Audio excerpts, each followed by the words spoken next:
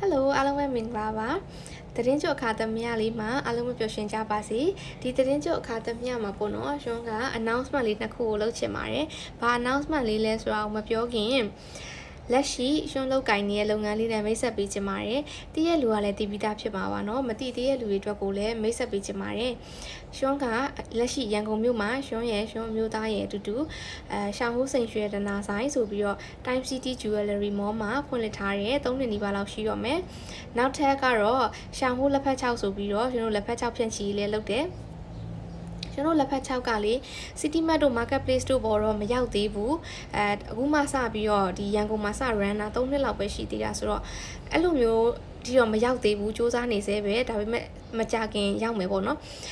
လောလောဆယ်ကတော့ဒီရက်ကွက်ဈေးဆိုင်လေးတွေတို့ဒီဈေးထဲမှာတို့ရှောင်းဟိုးလက်ဖက်6ဆိုပြီးတော့တော်လေးကိုပြန့်နေပါပြီရန်ကုန်မြို့မှာလေဆိုတော့ရှောင်းဟိုးလက်ဖက်6ဆိုပြီးတော့တွေးခဲ့လို့ရှိရင်ဝယ်ယူတော့တုံးအားပေးကြည့်ကြဖို့အတွက်ကိုဖိတ်ခေါ်ပြရစီကျွန်တော်လက်ဖက်6ကလုံးဝကိုရွှေဖီမိုးလွတ်လက်ဖက်6ပေါ့နော်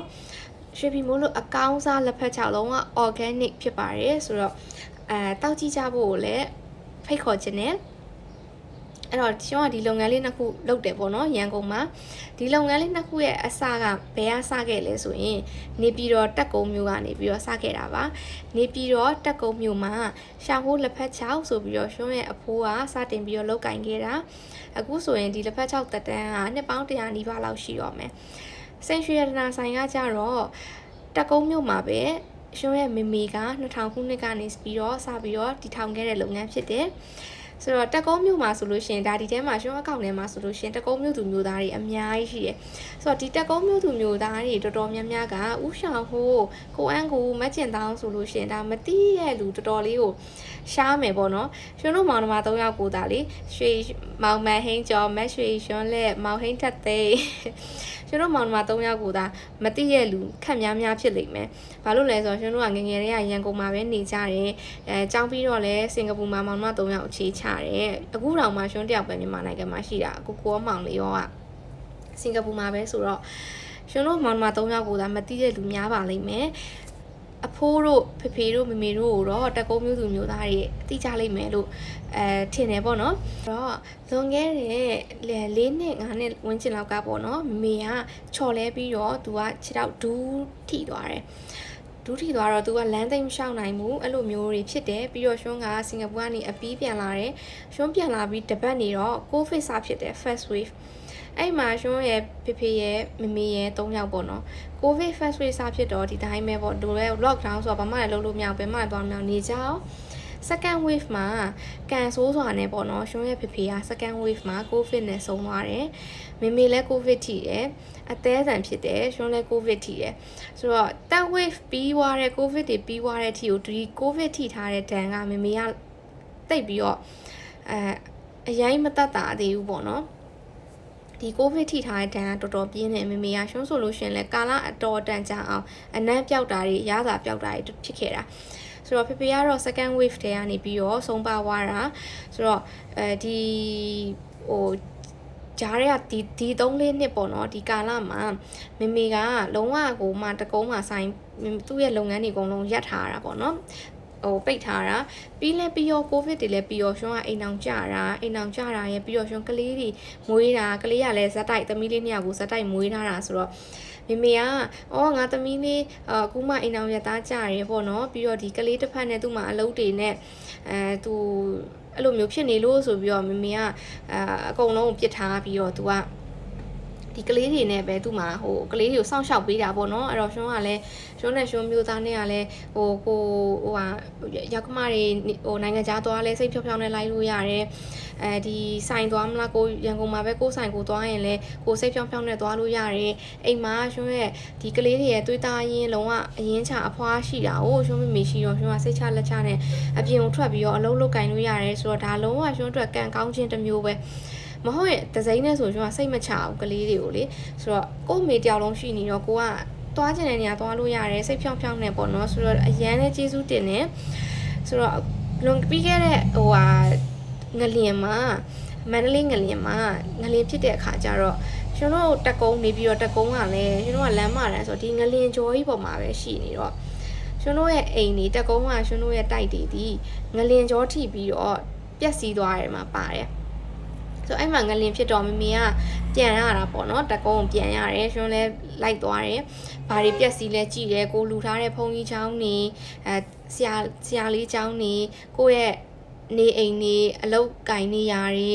ပျက်စီးသွားတဲ့နေရာတွေကိုမမေကအကုန်ပြန်ပြင်ရတာပေါ့နော်အထီးကပျက်စီးများပြန်ပြင်ရတာပေါ့သူအဲ့မှာပြင်နဲ့သူ့စိတ်မှာပြန်လဲလာရောအရင်တော့ကသူ့ရဲ့ဟိုဒီဆိုင်ကိုလည်းသူတတိယမှာပေါ့လေအဲ့သူကအဲ့ဒီမှာတက်အဲ့ဒီတက်ကုန်းကိုဗစ်ထိတဲ့ဟာတွေတက်ကုန်းမှာသူပြင်စရာရှိရတယ်သူပြင်ပြီးတော့နောက်ကြတော့သူကပြောတယ်သမီးရဲ့ကလေးတွေလည်းနည်းနည်းကြီးပြီဆိုတော့တဲ့အရင်မကတိတော့ဘူးပေါ့နော်ဆိုတော့တဲ့မမေရဲ့တက်ကုန်းမှာတဲ့မမေဆိုင်မမေပြန်ဖွင့်တော့မင်းတဲ့သမီးရဲ့အဲ့ပြောရရှင်ကကောင်းတာပေါ့မမေဖွင့်ရမှာပေါ့ကောင်းတယ်လို့ဖွင့်ဘာလို့လဲဆိုတော့မမေမှာမိတ်တွေကအများကြီးလေမမေရဲ့ဆိုင်ရလေအရင်တော့ကဆိုလေဟိုသူဖွင့်ခဲ့စဉ်တော့ကဆိုလေမနက်မိုးလင်းတာနဲ့လေဆိုင်တိတ်တဲ့အထိကိုလေလူစီကကကိုရောင်းရတာဝယ်တဲ့သူတွေကလည်းဒီရွှေကိုလိုချင်လို့ဝယ်တယ်ဆိုတာထက်လေမက်ချင်တောင်းဖြစ်နေလို့ဝယ်တဲ့မိတ်တွေကအများကြီးမမေမိတ်ကအရန်များတယ်ဆိုတော့လုံးဝမှာပေါ့မမေလုံးရွာလေအပေးတာပေါ့နော်လုံးတာလုံးဖွင့်ရမယ်ဖွင့်ဆိုတော့အဲ့မှာအဆိုင်ပြန်ဖွင့်မဲ့ဇလန်ဖြစ်သွားတာပေါ့နော်ဆိုတော့ရှင်ရဲ့ first announcement လေးဒီတက်ကုန်းမျိုးကရှောင်းဟိုးစိန်ရွှေရနာဆိုင်ကြီးကို10ရက်နေ့10လပိုင်းမှာပြန်လည်ပြီးတော့ဖွင့်လှစ်တော်မှာဖြစ်ပါတယ်ဆိုတော့ရှောင်းဟိုးစိန်ရွှေရနာဆိုင်ရဲ့မိဟောင်းမိတ်တီအားလုံးဖိတ်ခေါ်ချင်ပါတယ်တက်ကုန်းမျိုးသူမျိုးသားတွေလည်းအဲ့နေ့ကြလို့ရှိရင်ဝန်းရံပေးကြပါရှင်တို့ကိုလေဒီတက်ကုန်းပတ်ချလဲကရွာနီး60ကမမေရဲ့မိဟောင်းနေအကုန်လုံးကိုလည်းလာပြီးတော့ပြန်လဲပြီးတော့ဟိုအပေးချဖို့ကိုဖိတ်ခေါ်ပါတယ်10ရက်နေ့10လကနေစပြီးတော့တကုန်းမျိုးရှောင်းစိန်ရွှေနာဆိုင်ကပြန်ပြီးတော့ဖွင့်လှစ်ပါပြီဒါလေးကတော့ရှင် first announcement ပေါ့နော်ဆိုတော့မမေကိုလည်း congratulation လို့ပြောချင်ပါတယ်ရှင်မျိုးသားရဲ့ရှင်သမီးလေး2ယောက်ရဲ့လည်းနောက်တစ်ရက်နေ့ဆိုလို့ရှိရင်တကုန်းကိုဆင်းမှာပေါ့နော်ဆင်းပြီးတော့ဒီဆိုင်ဖွင့်ပွဲအတွက်ကိုသွားပြီးတော့ဝင်းရံမှာရှင်ကတော့ဒိုင်ငံဈေးရောက်ပေးမှာပေါ့နော်ရှင်မျိုးသားကတော့လာသမျှ customer တွေကိုသူကတော့သူကတော်ကီကောင်းတဲ့ခါကျတော့သူကတော့ဒိုင်ငံအခန့်ပေးမှာပေါ့နော်စကားတွေပြောပြီးသူကတော့အရွှင်းတွေဖောက်ပြီးသူကတော့အခန့်ပေးမှာပေါ့နော်ဆိုတော့ရှင်တို့အဲ့လိုမျိုးသွားပြီးတော့ဝင်းရံပေးပါပါဆိုတော့ second announcement ကဘာလဲဆိုတော့ရင်ကောင်း second announcement ကဘာလဲဆိုတော့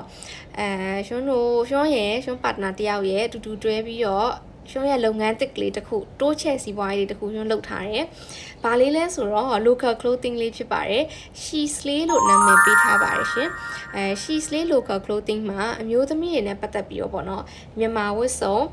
ပြီးရင် maxi dress short dress ပြီးရင်ဒီ skirt တို့ top တို့အကုန်လုံးပါမယ်ဒါပေမဲ့ရှင်တို့စလုပ်ခရေရှင်တို့ကဒီသတင်းကျွတ်ကလေးကိုရည်ရွယ်ထားတာ target လုပ်ထားဖြစ်တဲ့အတွက်ကြောင့်ရှင်တို့မြန်မာဝတ်စုံလေးအရင်ထုတ်ထားတယ်မြန်မာဝတ်စုံပထမ collection မှာရှင်တို့ design 5မျိုးနဲ့စတင်ပြီးထွက်လာမှာဖြစ်ပါတယ်